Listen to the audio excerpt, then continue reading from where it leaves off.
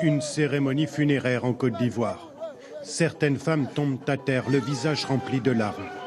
Elles sont les plus exubérantes dans l'assistance et pourtant, elles ne connaissent même pas le défunt. Ce sont des pleureuses professionnelles. Elles sont payées pour être là.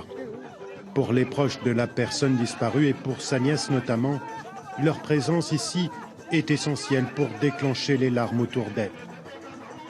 Une manière de rendre hommage aux défunts. Elle chante pour faire pleurer la personne. Une pleureuse pleure, ça te fait couler l'âme. Ça te fait réfléchir à ton parent. C'est une tradition ancestrale de l'ouest de la Côte d'Ivoire qui s'invite aujourd'hui dans certaines funérailles de la capitale, Abidjan. La veille de la cérémonie, les pleureuses se réunissent pour une répétition. Quelques hommes sont venus leur prêter main forte pour l'occasion. Ce sont les musiciens. Toute la troupe vient de Daloa, une grande ville de l'ethnie Bété. Je vais montrer comment les Bété pleurent. C'est pour les montrer.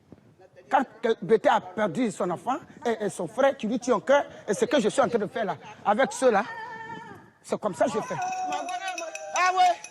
Après les chants, une des femmes rentre dans un état de transe,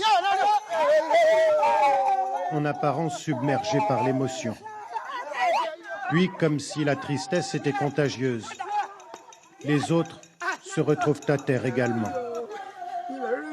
Et les larmes se mettent à couler. Où est la frontière entre le jeu d'acteur et l'émotion pure?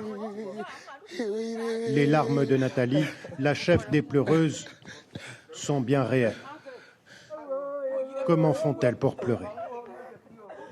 Tout le monde passe à ses frères. Chacun a perdu. Où on est là, on a perdu des gens. Quand tu es en train de parler et tu dis le nom de la personne, et tu pleures. Être payé pour pleurer aux funérailles d'un inconnu, c'est devenu pour elle une source de revenus. Quelques centaines d'euros par cérémonie. Et cela ne leur pose pas de problème.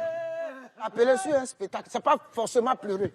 C'est comme c'est un théâtre. C'est un théâtre qu'on est en train de faire. C'est dans ça, les gens nous voient. Voilà, ça là, on respecte ça. Si ta voix est bonne, c'est toi on choisit. C'est comme ça Nathalie nous a choisis dans les villages. Pour qu'on vienne fermer propre. Signe des temps, pleureuse est devenue un métier. Alors que ce n'était avant qu'une simple tradition pratiquée dans les zones de l'ethnie Bété, comme à Daloa, où habite Justine Ibo. C'est ma mère qui m'a appris.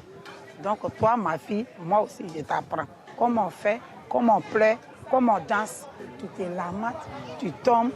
Mélanie Seri, la fille de Justine, habite aujourd'hui à Abidjan, la capitale. Ses enfants ne comprennent pas son souhait d'apprendre à pleurer. Ma fille, oh maman, pourquoi tu aimes trop toi? Tu es trop villageoise. Pourquoi tu aimes les trucs comme ça même? Puis se moque de moi. Vit-on les dernières heures des pleureuses en Côte d'Ivoire? Pour ce sociologue, cela ne fait guère de doute. Et il en veut pour preuve. Cette tradition a déjà disparu ailleurs dans le monde. Même en France, ça avait existé. Quand on va à Père-Lachaise, on voit dans les monuments des signes, par exemple, de présence de pleureuses dans les rites funéraires et tout. Mais progressivement, ces choses ont disparu. Les pleureuses ivoiriennes sont toujours là, pour honorer dans les chants et les larmes la mémoire des disparus.